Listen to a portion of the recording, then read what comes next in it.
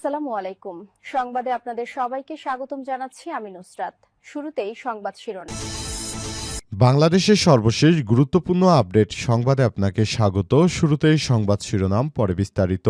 প্রথমেই জানাবো আমাদের হাতে থাকা সর্বশেষ গুরুত্বপূর্ণ সবথেকে তাজা আপডেট সংবাদ। যারা অতীতে রাষ্ট্র ক্ষমতায় ছিল তাদের দিয়ে পরিবর্তন আসবে না বললেন গোলাম পরোয়ার।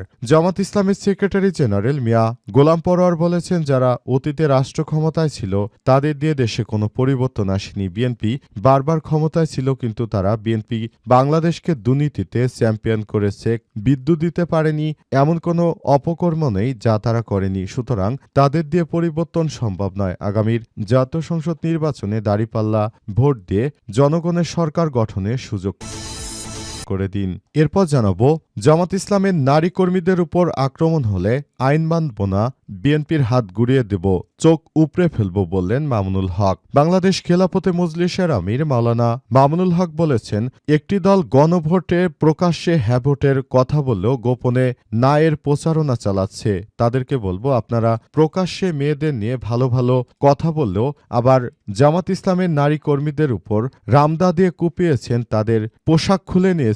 এই ধরনের কর্মকাণ্ড করলে আপনাদের হাত পা চোখ গুড়িয়ে দেয়া হবে বলে এবং চোখ উপড়ে ফেলা হবে বলে ঘোষণা দিয়েছেন মামুনুল হক। এদিকে হাসনাতের বিপক্ষে মুন্সির নির্বাচন করতে পারবেন কিনা জানা যাবে রোববার। ত্রয়োদশ জাতীয় সংসদ নির্বাচনে কুমিল্লা 4 আসনে বিএনপির মনোনীত প্রার্থী মনজুরুল আহসান মুন্সির প্রার্থিতা ফিরে পেতে আপিল বিভাগে লিপ্টু আপিলের উপর শুনানি শেষ হয়েছে। বিষয়ে আদেশের জন্য রোববার দিন ধার্য করা হয়েছে।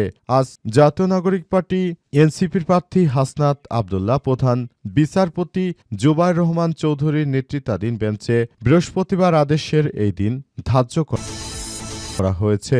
জানাবো, দেশে ধানের শীষের গণজোয়ার সৃষ্টি হয়েছে বললেন জি কে গৌস। হবিগঞ্জ 3 আসনে বিএনপির প্রার্থী জি কে গৌস বলেছেন, গত 17 বছর আওয়ামী লীগ মানুষের গণতান্ত্রিক অধিকার জোর করে কেড়ে নিয়েছে। এখন মানুষ ভোট দেওয়ার সুযোগ পেয়েছে, সুতরাং এখন বাংলাদেশে ধানের শীষের গণজোয়ার হবে বলে জানিয়েছেন তিনি।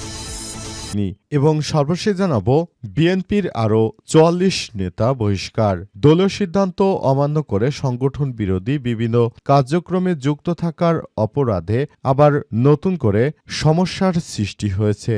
তাই বিএনপির যেসব নেতাকর্মীরা মূলত এই ধরনের সমস্যার সৃষ্টি করেছে তাদের বিরুদ্ধে বড় ধরনের পদক্ষেপ গ্রহণ করা হচ্ছে বলে জানিয়েছে সরকার এবং বিএনপির নেতৃত্ববৃন্দরা জন্য তাদের বিরুদ্ধে এই ব্যবস্থা গ্রহণ করা হচ্ছে। প্রিয় দর্শক, এতক্ষণ শুনছিলেন সংবাদ শিরোনাম, এবারে বিস্তারিত। তবে তার আগে বন্ধুরা অনুরোধ থাকবে, এই সংবাদটিতে একটি লাইক দিন। এই চ্যানেলে আপনি নতুন হয়ে থাকলে আমাদের সংবাদটি দেখতে দেখতে চ্যানেলটি সাবস্ক্রাইব করে রাখুন। কমেন্ট করে বন্ধুরা আপনার মূল্যবান মতামত জানিয়ে দিন আপনি বিশ্বের কোন দেশ থেকে বা বাংলাদেশের কোন স্থান থেকে আমাদের সংবাদটি দেখছেন এবং শুনছেন। আর বন্ধুরা, সংবাদটি আপনার সোশ্যাল মিডিয়া ফেসবুকে শেয়ার করে বন্ধুদেরও দেখার সুযোগ করে দিন।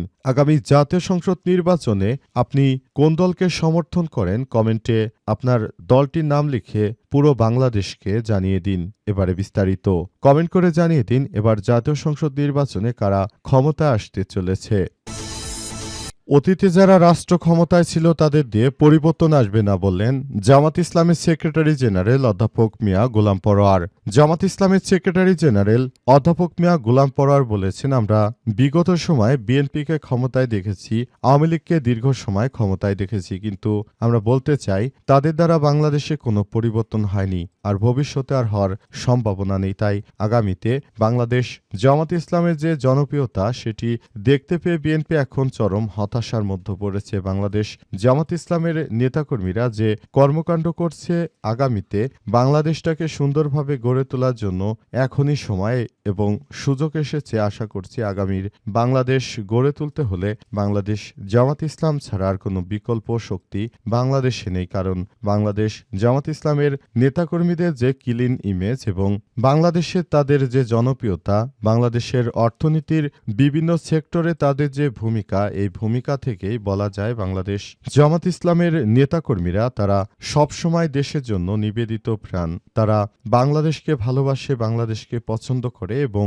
দেশের মানুষের সুখ দুঃখে তারা সবসময় পাশে থাকে বলে জানিয়েছেন অধ্যাপক মিয়া গোলাম পরোয়ার। তিনি আরও জানান, বাংলাদেশের মানুষ এখন যে পরিস্থিতির মধ্যে রয়েছে কোনোভাবেই তারা চাঁদাবাজ বিএনপিকে ভোট দেবে না। বিএনপির নেতাকর্মীরা যে চাঁদাবাজি করে, অনেকেই বলছেন চাঁদা তুলে পল্টনে, চাঁদা চলে যায় লন্ডনে।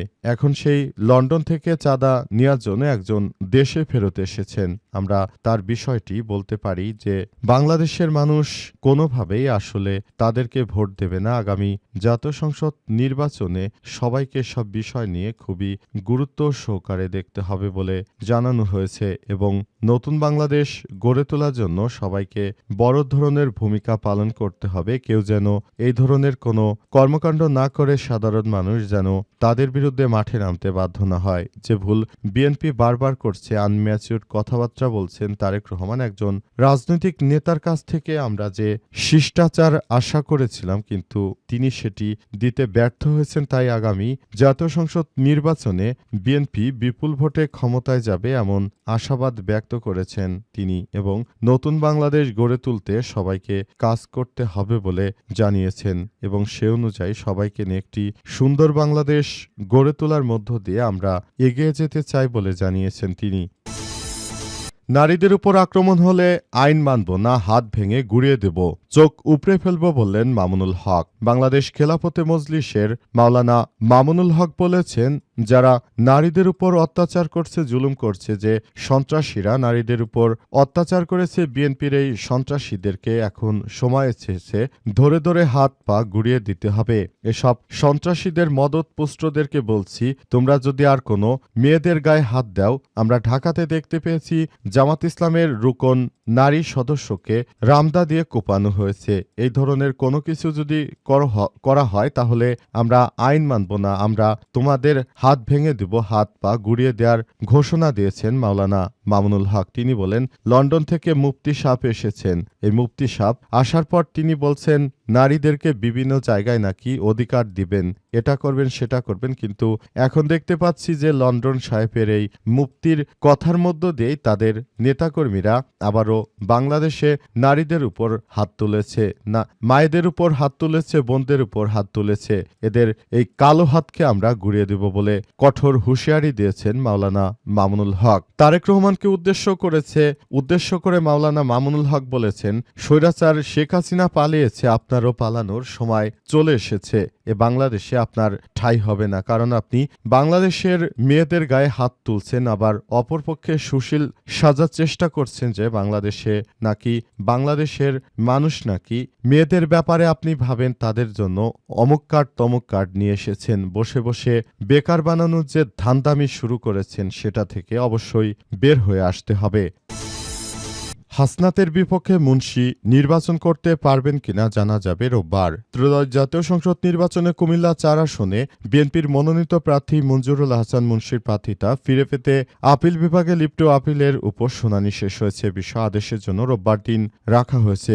এ আসনে জাতীয় নাগরিক পার্টি এনসিপির প্রার্থী হাসনাত আব্দুল্লাহ, প্রধান বিচারপতি জুবাইর রহমান চৌধুরীর নেতৃত্বাধীন বেঞ্চ গত বৃহস্পতিবার আদেশের এই দিন ধার্য করেছে। রোববার কেরা তালিকায় আবেদনটি ১০৩ নম্বর ক্রমিকে রয়েছে। ঋণ খেলাপির অভিযোগ এনে মঞ্জুরুল আহসান মুন্সির মনোনয়নপত্র বাতিলে ইসিতে আবেদন করেন ওই আসনে জাতীয় নাগরিক পার্টি এনসিপির আহ্বায়ক হাসনাত আব্দুল্লাহ। গত ১৭ জানুয়ারি বিকেলে কুমিল্লা ৪ আসনে ঋণ খেলাপির অভিযোগে বাংলাদেশ জাতীয়তাবাদী দল বিএনপির প্রার্থী মঞ্জুরুল আহসান মুন্সির মনোনয়নপত্র বাতিল ঘোষণা করেছে নির্বাচন কমিশন। ইসি তারা প্রার্থিতা ফিরে পেতে মনোনয়নপত্র বাতিল করে ইসির সিদ্ধান্তকে বৈধতা নিয়ে হাইকোর্টে রিট করে ২১ তারিখে আবারও হাইকোর্ট থেকে এই কুখ্যাত ঋণ খেলাপির মনোনয়নপত্রটি বাতিল করে দেওয়া হয়। এরপর আবার তারা সুপ্রিম কোর্টের আপিল বিভাগে আবেদন করেছে এবং তারা মনে করছে যে আবারও তারা হয়তো ওই আসনে মঞ্জুরুল আহসান মুন্সি তার প্রার্থিতা ফিরে পাবেন। কিন্তু হাসনাত আব্দুল্লাহ পক্ষে যারা রয়েছেন তারা জানিয়েছেন কোনো ঋণ খেলাপি এখন আর মনোনয়নপত্র পাওয়ার সুযোগ নেই। তবে বাংলাদেশের আইন আদালত সব থেকে বিপজ্জনক একটি বস্তু বস্তু হিসেবে পরিণত হয়েছে, কারণ এদেশে ন্যায় বিচার নেই। সুতরাং একজন ঋণখেলাপি মনোনয়ন পেতে পারে, এটি অস্বাভাবিক কোনো বিষয় নয়, কারণ উক্ত ব্যক্তি যে ঋণখেলাপি এবং তিনি মনোনয়নপত্র পেতে পারেন এ বিষয়টি কোনোভাবেই অগ্রহণযোগ্য হওয়ার মতো কোনো বিষয় হয়নি, বরং এ বিষয়টি আসলে হতেও পারে, সেটি সময় বলে দেবে।